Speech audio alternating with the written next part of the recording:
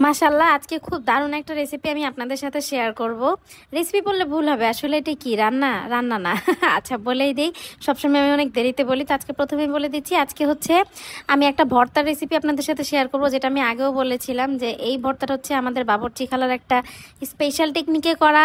আর হচ্ছে আমি 2 দিন আগে কিন্তু একটা শর্ট ভিডিও প্রেজেন্ট করেছিলাম যে ভর্তাটার রেসিপি নিয়ে আমি খুবই দ্রুত আসবো। তো এই তো সেই ভর্তাটা করার জন্য হচ্ছে প্রথমে নিয়ে নেওয়া হয়েছে পটল। দেখলেন পটল সুন্দর করে কেটে নিলাম।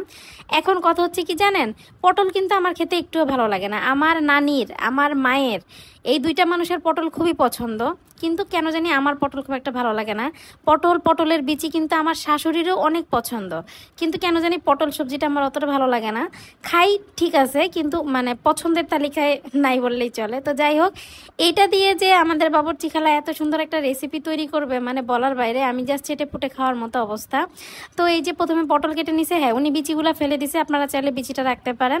সাথে এভাবে করে উনি ভাজির মতো করে আলু ভাজি করে নিছে। তো এটা হচ্ছে উনি ওনার সুবিধার্থে করে নিছে, এটার কোনো সাইজ বা মাপ নাই, কারণ আলটিমেটলি এটা বাটতে হবে অথবা ব্লেন্ড করতে হবে। আচ্ছা, তারপরে উনি যেটা করছে হচ্ছে কিছু রসুন নিয়ে নিছে, রসুনগুলো কিন্তু ছিল দেশি।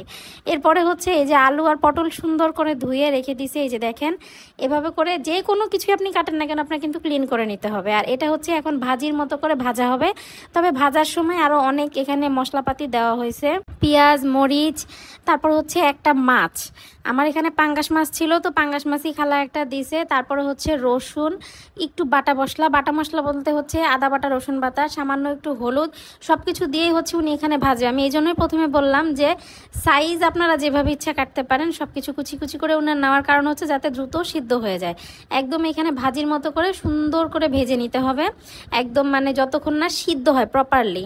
আর এই সময়টাতে হচ্ছে আপনারা পানি ব্যবহার না করাই ভালো। যদি পানি ব্যবহার করেন তাহলে টেস্ট কমে যায়, এটা যাই বলেন না কেন। নর্মাল ভাজিতেও কিন্তু দেখবেন যে যখন আপনি পানি ইউজ করবেন তখন কিন্তু স্বাদ হচ্ছে অনেকটাই কমে যাবে। তো আচ্ছা যাই হোক, এখানে হচ্ছে ভাজা মোটামুটি শেষের দিকে। এর পর্যায়ে কি করতে হবে, ওটা ঠান্ডা হলে আপনি চাইলে পাটায়ও বেটে নিতে পারেন, চাইলে কিন্তু আপনি ব্লেন্ডও করে নিতে পারেন। কিন্তু করার পরে এই যে একটা লুক দেখেন, ভর্তাটা মনে হচ্ছে না যে আমার দিকে তাকায় আছে? আমার তো ভর্তাটা দেখে এখনই মনে হচ্ছে 1 প্লেট ভাত নিয়ে বসে যাই, এত মজা হয়েছিল খেতে মাশাআল্লাহ। তো আমি ব্লেন্ড করি নাই, আমি হচ্ছে পাটাতেই বাটায় নিয়েছি। কজ একটা জিনিস আমি মানে আপনারা মানেন কিনা মানেন না আমি জানি না, কিন্তু আমার কাছে কেন যেন মনে হয় যে যে কোনো জিনিস বাটলে ওটার স্বাদটা একটু বাড়ে, যেটা ব্লেন্ড করলে অতটা আসে না। আমার কাছে কেন জানি মনে হয়, ইভেন কাবাব করার ক্ষেত্রেও দেখবেন যে বাটলে জিনিসটার ফিনিশিং যত সুন্দর হয়, ব্লেন্ড করলে হয় না। আর তারপরে কি দেরি না করে ভাত নিয়ে বসে পড়ছি, ভর্তা দিয়ে জাস্ট অ্যামেজিং লাগছে স্বাদটা, ফ্লেভারটাও এত সুন্দর হয়েছে। আর খালা কিন্তু এই ভর্তাতে আদাও ব্যবহার করে। তো এই তো ছিল আমার আজকের রেসিপি। দেখাবেন নেক্সট ভিডিওতে, ততক্ষণ পর্যন্ত সবাই ভালো থাকবেন। আল্লাহ হাফেজ, আসসালামু আলাইকুম।